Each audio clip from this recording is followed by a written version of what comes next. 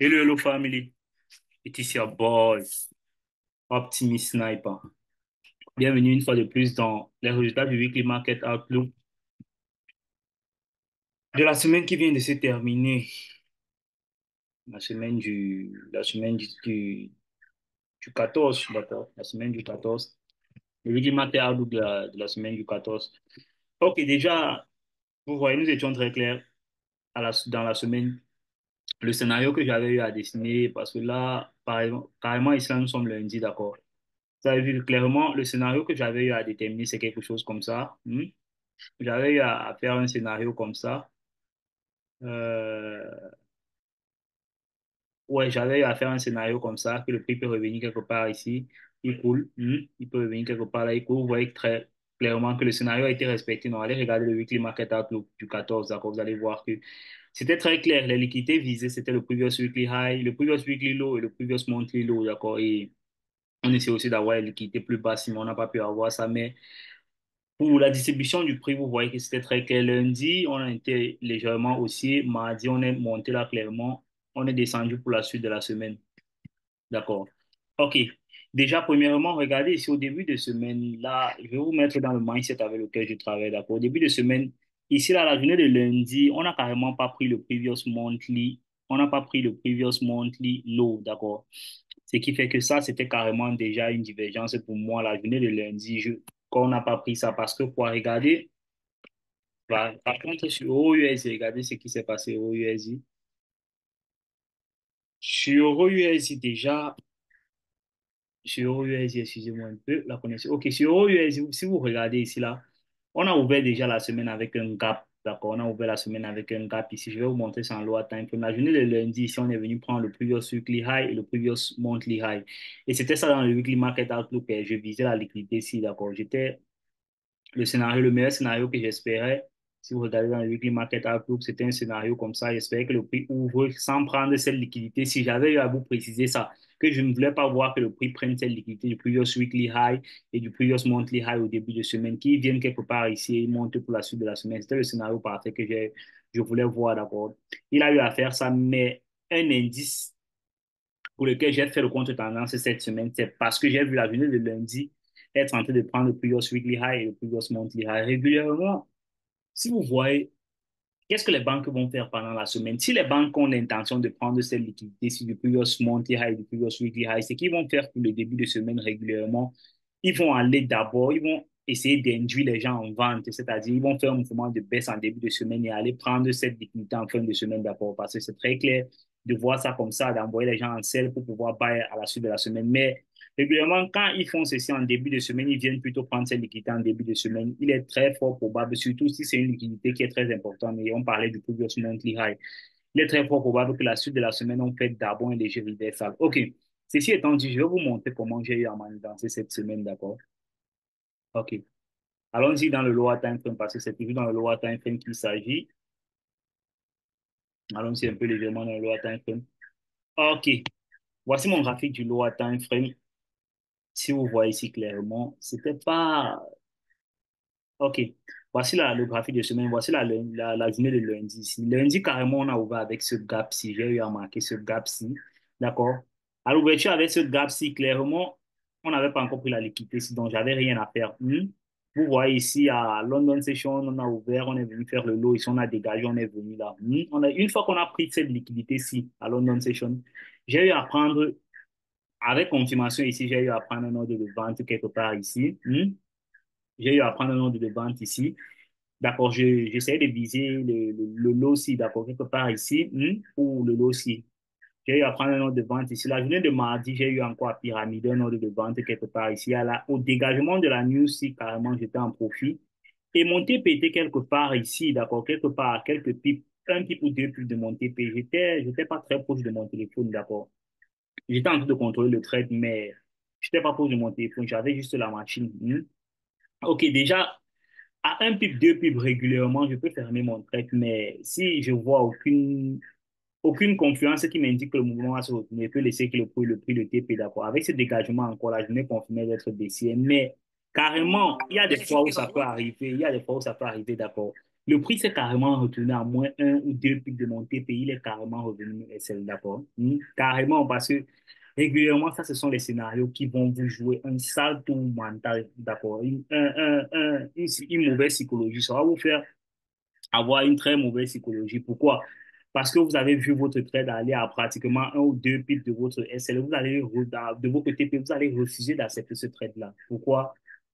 Parce que c'est pas facile de voir un trade en profit comme ça et de se retourner surtout à quelques pips. Ce qui m'a mis dans un mauvais mindset, d'accord? Toujours est-il dit que malgré que je suis dans un mauvais mindset, moi, régulièrement, je ne m'entête pas, d'accord? Une fois que ça s'est passé, d'accord? J'accepte ça comme ça. Si vous essayez de regarder là, je vais vous montrer mes trades. OK, j'ai eu à prendre un trade ici de sel, comme je vous ai dit. Le TP était quelque part ici. Il était quelque part, juste là, quelque part là. Et pareil ici, là, j'ai eu à prendre un autre de sel ici, là, vous voyez, les deux trades étaient carrément en profit. Mais regardez, le trade est revenu. Me SL carrément, j'ai eu à faire une perte là. Déjà que carrément, cette journée-ci, c'était facile de voir que,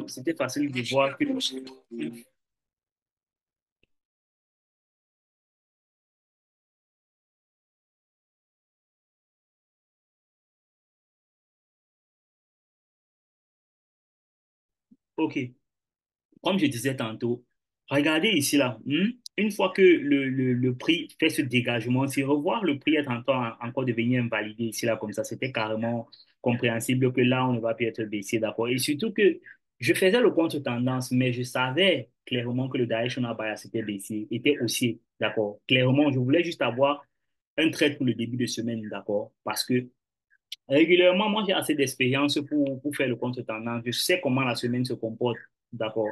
Je sais quand est-ce qu'il est fort probable pour moi de faire un contre-tendance et d'avoir de fortes probabilités dans mon sens, d'accord? Cette semaine-ci, c'était le cas, j'ai eu de fortes probabilités. J'étais à quelques pics de faire le TP, mais le trade s'est carrément renversé contre moi. C'est pas la première fois que ça arrive, donc ça me surprend pas. D'accord? Il y a des journées comme ça, malgré que ce sont des journées difficiles qui font tellement mal. Il n'y a pas l'expérience dans ce genre de scénario, d'accord? Ça fait toujours mal, même si tu as 10 ans d'expérience, 20 ans, c'est pas plaisant, d'accord? Ça fait pas plaisir. Surtout d'être en profit de deux trades, d'accord? Deux trades carrément, j'étais à pratiquement 1, quelque chose de pourcent de profit que j'attendais clôturer, d'accord? Le trade s'est carrément retourné contre moi. OK. Maintenant, ceci étant dit, mon stop loss était toujours placé. Après, quelque part ici au dégagement, si j'ai pris un stop loss, j'ai pris le stop loss. OK. Qu'est-ce que j'ai fait pour la semaine? Carrément, le mouvement d'achat pour la semaine était déjà concrétisé. D'accord. On a été déjà matérialisé. On a déjà eu à faire le mouvement, le dégagement aussi ici. Et on a pris une liquidité très importante en 2 luttes. D'accord. Regardez ici, si vous regardez là, la liquidité, si on a eu à prendre cette liquidité ici, la liquidité durera ici. Donc, ceci étant dit, ayant pris cette liquidité-ci, moi, je pense qu'il est encore très fort probable pour moi. Regardez, vous voyez carrément que ici, là, nous avons eu une, deux, trois, quatre, cinq, six journées haussières d'abord. Carrément, il est très fort probable qu'il y aura une journée baissière, une journée de retracement. Donc, ceci étant dit, je vous montre comment moi, je manigance mes journées, d'accord, pour pouvoir avoir les probabilités dans mon sens. Donc, ayant dégagé comme ça, là, j'ai eu à louper le mouvement de dégagement aussi. Pourtant, j'étais aussi dans la semaine. Vous voyez comment ça se passe?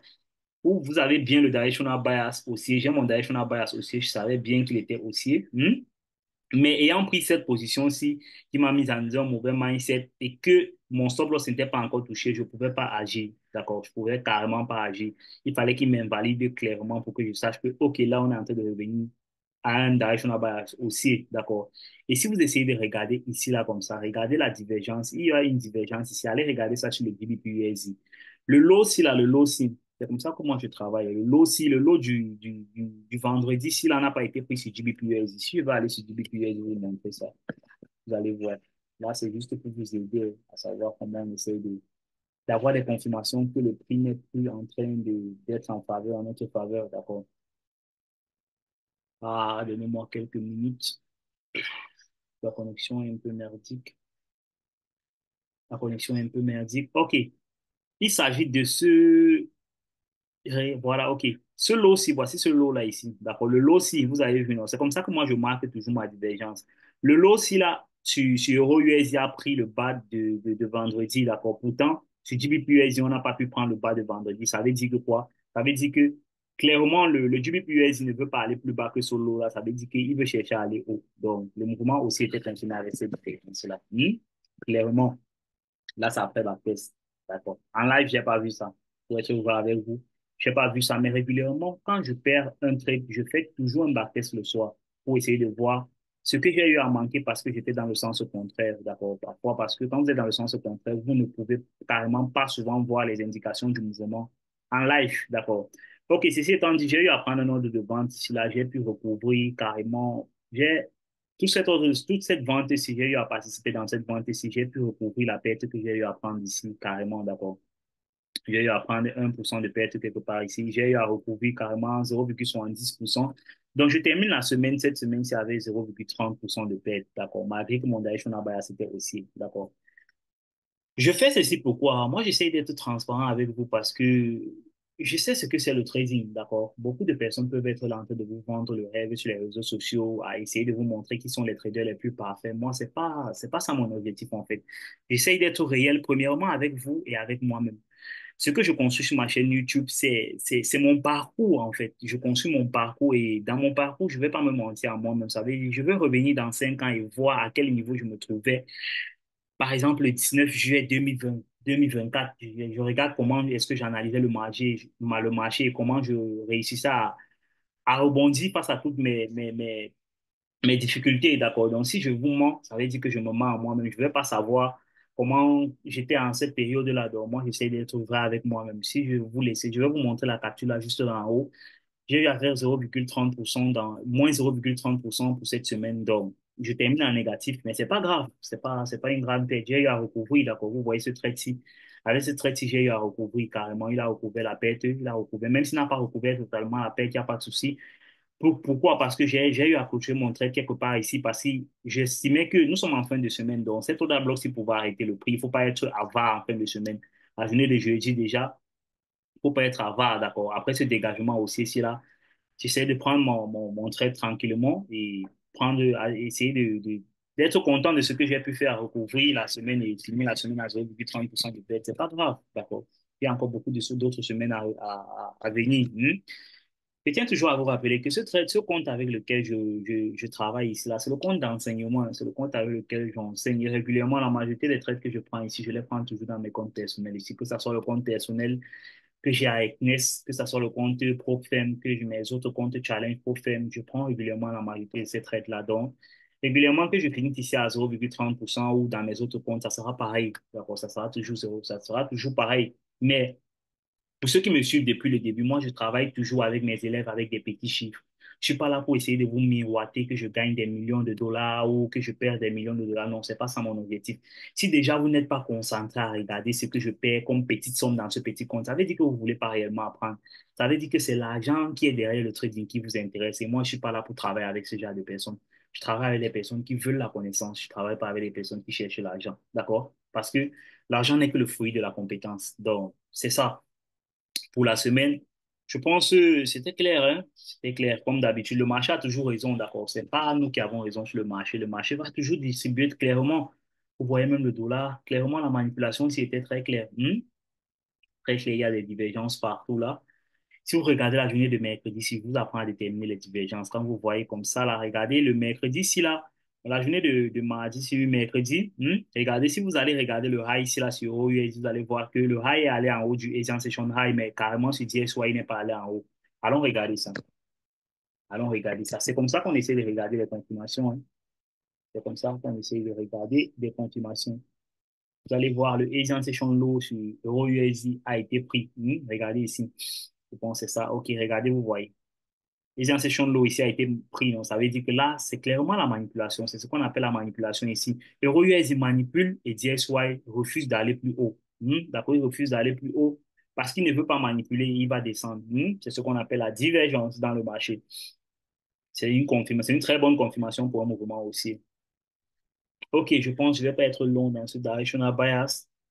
Vous voyez que pour la semaine, le directional bias, c'était très clair. Quand je vous donne un directional bias, pour chacun ayant sa stratégie, vous aurez pu profiter de ça, d'accord? Pour savoir que les 2 jours de hausse, vous aurez pu prendre ça. Mais carrément, là, le mouvement s'est retourné, d'accord? Vous avez vu, les 2 derniers jours sont baissés. Pourquoi? Parce qu'on est carrément très aussi en daily time frame sur l'euro USD. Donc, il est fort probable qu'on ait un bon retracement là, d'accord? OK. Je pense que pour ceux qui ont des questions, vous pouvez laisser un commentaire. Comme je vous l'ai dit, j'ai terminé la semaine avec moins 0,30% de perte. D'accord. OK. On est là, on est toujours entré. Et si j'étais là, si vous étiez en train de trader ma stratégie, je devais vous dire l'erreur que j'ai eu à faire cette semaine, d'accord. J'ai eu à faire certaines petites erreurs dans mon range, d'accord, en daily time frame, parce que je vous dis toujours, derrière ma stratégie, derrière ce que je viens de vous parler, il y a beaucoup d'autres choses que je travaille, d'accord, beaucoup. Le range avec lequel je travaille en daily time frame, quand je parle du range, ça veut dire, par exemple, je peux travailler avec de ce lot-ci jusqu'à ce high-ci, d'accord. Comme je peux travailler avec de ce lot-là jusqu'à ce high-ci pour essayer de voir où est-ce qu'on se trouve. L'élément le plus important de ma stratégie, c'est savoir où est-ce qu'on se trouve en daily time frame, soit en discount ou en premium. Je ne vais jamais être en train de vendre en discount et d'acheter en premium. Jamais. Si je suis en premium, ça veut dire que le marché est très cher à ce niveau-là. Je ne peux pas être en train d'acheter à ce niveau. Je vais plutôt chercher à être en train de chercher si je peux avoir des opportunités de vente. D'accord? Je ne vais pas chercher parce qu'on est en premium que je vais automatiquement vendre. Non, ce n'est pas ce que je veux dire. Je vais juste regarder le profil de semaine pour voir si c'est que je peux établir un scénario qui peut me permettre de vendre parce que nous sommes en premium. Pareil pour la discount. Si nous sommes en discount, je vais chercher essayer de regarder des scénarios qui me montrent que je peux acheter, d'accord? Parce que là, le prix est moins cher en ce moment-là, c'est bon d'acheter. On n'achète pas quand le prix est cher. On ne vend pas quand le prix est moins cher, d'accord? OK. Ceci étant dit, on va clôturer le weekly market outlook. On se retrouve dimanche pour le prochain weekly market outlook. It's what's your mentor, Optimist Sniper.